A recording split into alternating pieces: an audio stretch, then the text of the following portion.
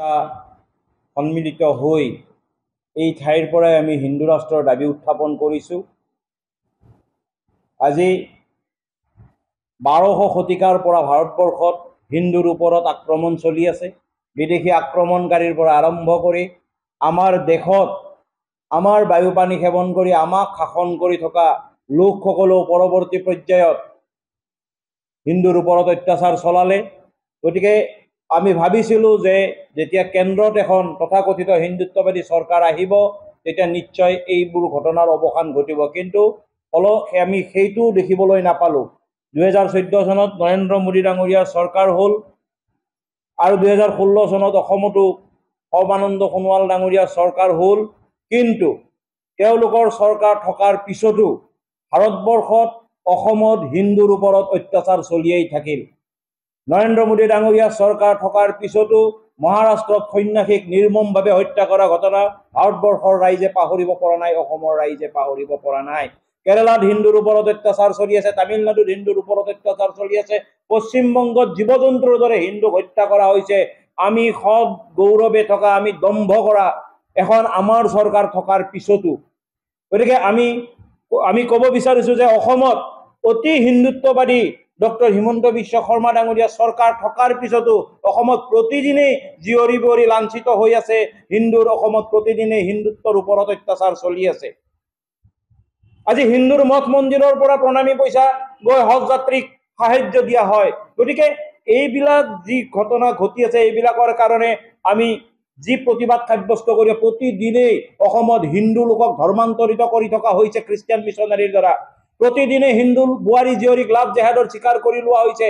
আমি এইবিলাক চৰকাৰৰ ওচৰত বাৰম্বাৰ আমি এইবিলাকৰ প্ৰতিৰোধ কৰাৰ কাৰণে দাবী উত্থাপন কৰিছোঁ, কিন্তু চৰকাৰ অপৰাগ, চৰকাৰে আমাক সুৰক্ষা দিব নোৱাৰে, কাৰণ তেওঁলোকেও সেই সংবিধানৰে ওচৰত শপত খাই শাসনভাৰ হাতত লৈছে, যিখন সংবিধানে কেৱল হিন্দুক দমন কৰিবলৈহে সৃষ্টি কৰা হৈছে, ৰচনা কৰা হৈছে আৰু অন্য ধৰ্মৰ লোকক তোষামোদ কৰাৰ কাৰণে সৃষ্টি কৰা হৈছে। গতিকে আমি এই গোটেই হিন্দুত্ববাদী লোকসকলে একাধিক ক্ষত্ৰাধিকাৰ লগ হৈ ভাৰতবৰ্ষক হিন্দু ৰাষ্ট্ৰ ঘোষণা কৰিব লাগে আৰু সংবিধান সলনি কৰি মনুস্মৃতিৰ আধাৰত সংবিধান নতুনকৈ ৰচনা কৰিব লাগে বুলি আমি আজি দাবী উত্থাপন কৰিছোঁ।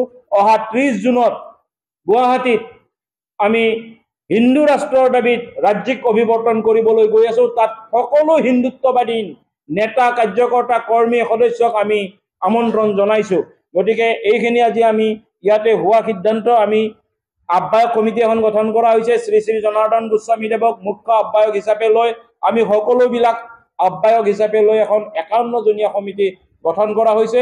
30 জুনত হয়তো এটা নতুন হিন্দুত্ববাদী সংগঠন জন্ম হ'ব, যোনে ভাৰতীয় সংবিধান সলনি কৰা আৰু হিন্দু ৰাষ্ট্ৰ ঘোষণা কৰাৰ দাবীক মূল দাবী হিচাপে লৈ কাম কৰিব। গতিকে আপোনালোকক আমি আমাৰ যি বিবৃতি আছে, বিবৃতি দিছোঁ আপোনালোকক। নিশ্চিতভাৱে আপোনালোকৰ প্ৰশ্ন থাকিব, সেই প্ৰশ্নত আমি উত্তৰ দিবলৈ চেষ্টা কৰিম। সংগঠনৰ নিজৰ নিজৰ কৰ্মক্ষেত্ৰ থাকে, নিজৰ নিজৰ কৰ্মসূচী থাকে।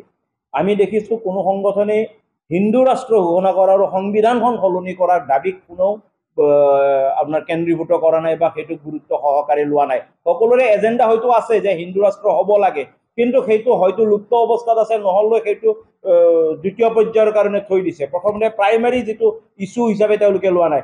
আমি হিন্দু যুৱ ছাত্ৰ বা আজিৰ যিখিনি আমি লগ হৈছোঁ আহ্বায়ক সমিতিয়ে, আমি বিচাৰিছোঁ যে হিন্দু ৰাষ্ট্ৰ আমাৰ প্ৰথম আৰু প্ৰধান উদ্দেশ্য হ'ব আৰু লগতে সংবিধান সলনিটো আমাৰ প্ৰথম আৰু প্ৰধান উদ্দেশ্য হ'ব। নিশ্চিতভাৱে যে মাজুলীত